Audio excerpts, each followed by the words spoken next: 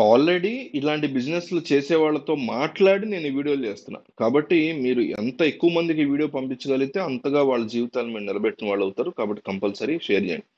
అయితే ఈరోజు మనం ఏదన్నా ఒక చిన్న ఊళ్ళో గాని, ఒక పల్లెటూరైనా పర్వాలా. ఈ మధ్య కాలంలో సెల్ ఫోన్ వాడోళ్ళు ఎవరున్నారు చెప్పండి? గత 10 సంవత్సరాలు, 15 సంవత్సరాలుగా సెల్ ఫోన్ వాడకం 99.99% పెరిగిపోయింది.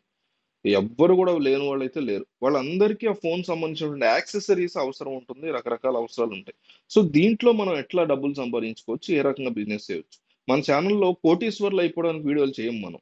కేవలం నెలకి ఎంతో కొంత ఒక సంపాదన, మన ఫీజులు, మన పిల్లల స్కూల్ ఫీజులు, మన కరెంట్ బిల్స్ ఇలాంటివి కట్టుకోవడానికి తగ్గ చిన్న చిన్న బిజినెస్‌లు నేను చెప్పే ప్రయత్నం చేస్తా.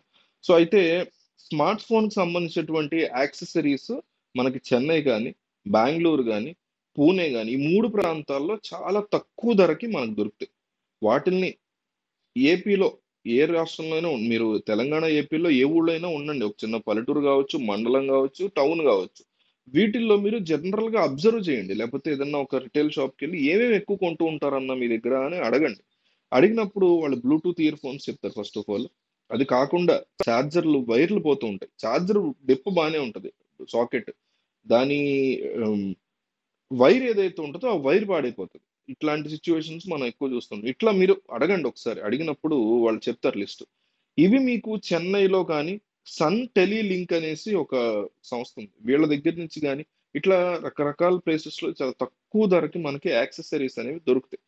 వీటిని పట్టుకొచ్చి మనం డబ్బులెక్కువుంటే పర్లేదనుకుంటే ఒక మొబైల్ షాప్‌లో పెట్టుకోవచ్చు. నేను మొన్నే ఒక రోడ్డు మీద చూసి మా ఊళ్ళో రోడ్డు మీద ఒక ఆవిడ ఆహ్, షాప్ లేదు. ఒక బండి, ఒక వ్యాన్ లాంటిది పెట్టుకొని, ఆ వ్యాన్‌లోనే ఈ యాక్సెసరీస్ అన్ని పెట్టుకొని అమ్ముతున్నారు. ఎంతయిందమ్మా ఏంటి అంటే చెప్పారు. అది నేను లాస్ట్‌లో చెప్తా ఖర్చెంతయిందో. బట్ ఇది నేను చెప్పే బిజినెస్ అలాంటిది గాదు.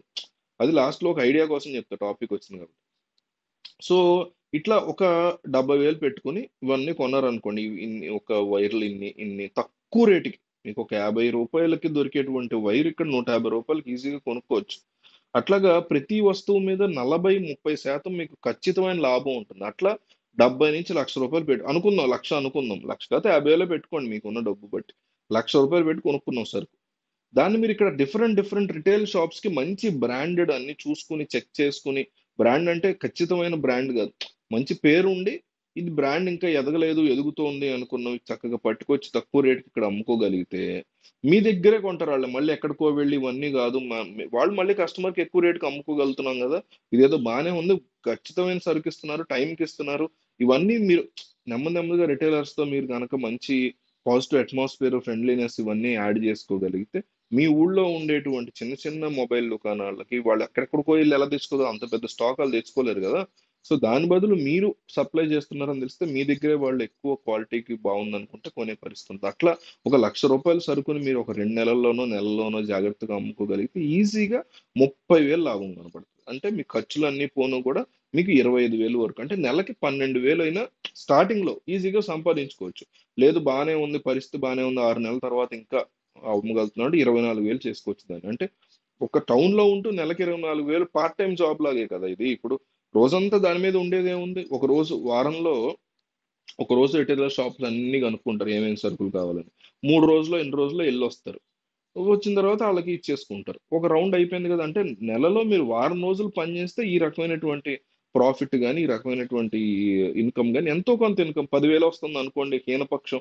ఆ 10,000ని ఫీజులు కట్టుకోవడానికో, అసలు కరెంట్ బిల్ కట్టుకోవడానికో, మీకు వైఫై కట్టుకోవడానికో ఇంట్లో, ఇంకొకటి ఇంటి అద్దె కట్టుకోవడానికో దేనికో దానికి ఉపయోగపడుతది కదా!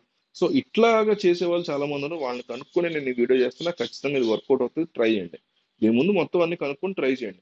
తర్వాత ఇందాక చెప్పా గదా! ఆవిడ మొబైల్ షాప్‌కి సంబంధించి. అది గూడా ఆవిడ ఒకే ఒక్క ఆల్రెడీ కొనుక్కున్నారంట కొన్ని సంవత్సరాల క్రితం. 5,00,000 ఎంతో అయిందంట ఆ వ్యాన్. ఆ వ్యాన్ ఇప్పటికి నడుపుతున్నారు ఆళ్ళు 5 సంవత్సరాల క్రితం కొనుక్కున్న వ్యాన్. ఆ వ్యాన్‌లోనే మొత్తం ఈ మొబైల్ సంబంధించి నేను చెప్పినట్టు ఈ స్టాక్ అంతా పెట్టుకుంటారు. ఒక 50,000 స్టాక్ పెట్టుకుంటారు వాళ్ళ దగ్గర. పెట్టుకొని అవన్నీ అమ్ముడయిపోయిన తర్వాత మళ్ళీ ఆ వ్యాన్‌ని మూసేసి 2 రోజులు మళ్ళీ ఊరెళ్ళి చెన్నై ఎళ్లి మళ్ళీ సరుకంతా తెచ్చుకొని ఆ 2 రోజుల తర్వాత మళ్ళీ ఓపెన్ చేసుకుంటారు. వాళ్ళకి కూడా లాభాలు బానే ఉన్నాయి. ఇది గూడా మంచి ఐడియా. కాపోతే 5,00,000 ఇన్వెస్ట్‌మెంట్ వ్యాన్‌కి అయిపోతది.